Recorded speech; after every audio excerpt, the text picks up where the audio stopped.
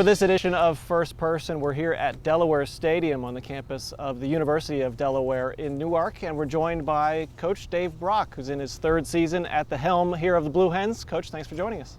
Glad to be here. So there's an interesting statistic on this year's squad. This is the first year since 1989 that there's no quarterback on the team who's had college experience. Talk me through how that's been. That's not really unusual, you think?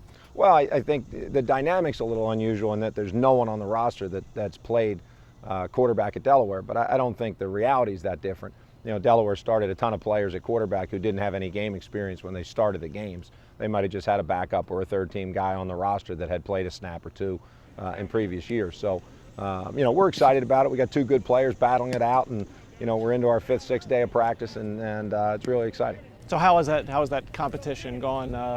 Is there a front runner at this point, or is it still up in the air? No, I don't think so. We scrimmage Friday night at 7 o'clock, and really looking forward to see how they perform in some live action. And you know, there's a difference between 7-on-7 and some of the drill and group work that we do, and then you know, the full 11-on-11 scrimmage type snaps, which are really more vital to the overall thought process in terms of what we're going to do at that position. A young team this year as well. Only 8 seniors returning. How was that manifested itself in training camp in work? Well, I think from the perspective of how we're building the program, that's really what the expectation was in the third year. You know, we would have a really a lower body built team in terms of having true freshmen, redshirt freshmen, and true sophomores on the roster. And it's exciting. You know, we got a lot of guys with a lot of enthusiasm. Guys love being here. They love playing here.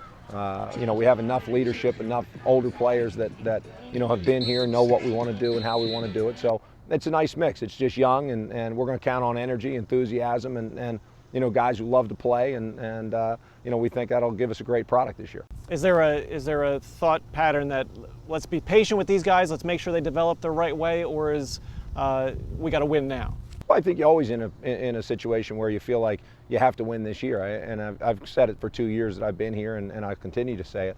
I think ultimately at Delaware you feel like you have to be a playoff team. You know, that's the expectation of the program. It should be the expectation of the people who've played here, coached here, who love the program. So, you know, that certainly is our expectation going into it, and you know, you have to go out and play well enough on a week-to-week basis and put yourself in a position where you can win enough games and get in the tournament. So, you know, that certainly is our team goal, is to be a playoff team. 6-6 record last year. You ranked 6th in the CAA preseason poll. How do you manage expectations?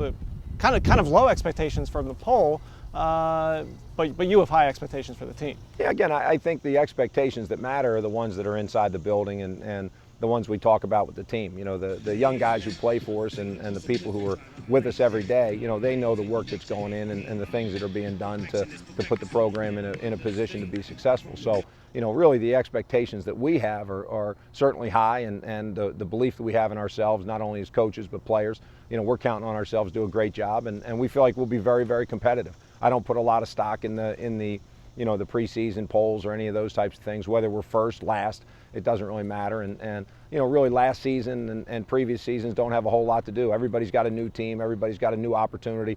Every one of our opponents is dramatically different. It's going to be about what we can do this year and the product we can put on the field. And what will we see on the field this year with young quarterbacks, whoever it is? Will be young and experienced. A lot of running for the Blue Hens this year. Well, certainly we got 4 or 5 offensive linemen back and feel very good about our front. Tight end with some experience back. Obviously, we'll miss Nick. You know, our 2 running backs that are returning and you know, are really, really good players. We feel like we can lean on them, and we want to be a line of scrimmage program. So we really want to develop the offensive and the defensive fronts and you know, run the ball, stop the run mentality, and then the game becomes a little bit easier for the quarterback if he can hand it off a bunch effectively.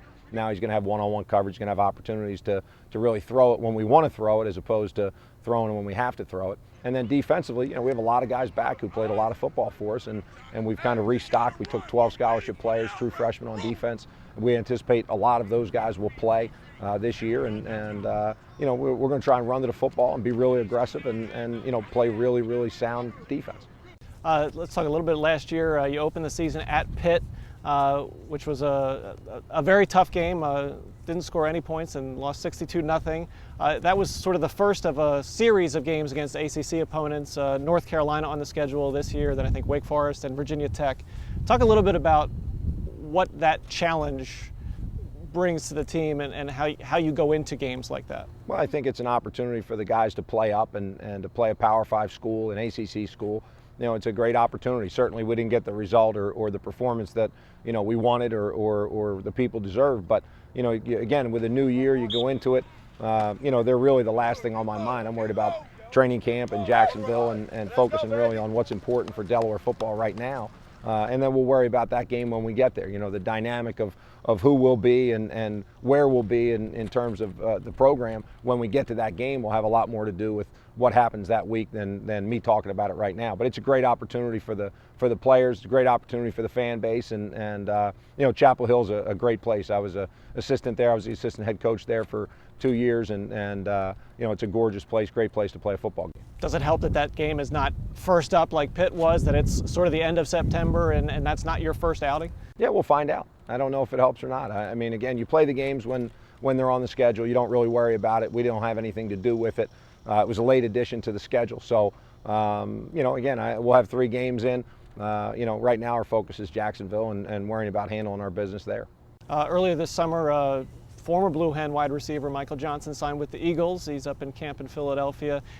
There's a number of other Blue Hens also in the NFL getting shots. Is that sort of also a measure of the program's success, not only just wins and losses for the team, but success that players can have at even the next level? I mean, I think ultimately you judge your success as a program by wins and losses and what you do, you know, in the classroom and in the community. I think that's ultimately how the program's judged. You know, individual people having opportunities and doing great things, I think certainly brings a lot of attention to the program, and it's extremely, extremely valuable.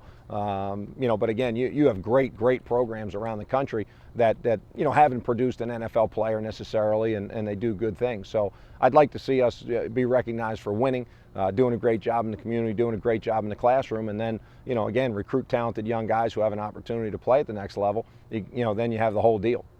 And finally, Jacksonville up first, home game here at home. What do you expect to see? I guess you want a lot of people out here to support the team and see some Blue Hens football. Yeah, we're hoping everybody shows up Friday night, 7 o'clock. It should be a great environment. Hopefully the students will be packing the place like they did 2 years ago when Jacksonville came into town in the first game I coached here at Delaware. You know, again, we're going to be really excited. We're going to try and put the best product we can on the field and be a young team, but we will fly around. We'll play really, really hard, and I think people will be really proud of what we do. He is Dave Brock, University of Delaware football head coach, first person for this week. Coach Brock, thank you for your time. Thank you.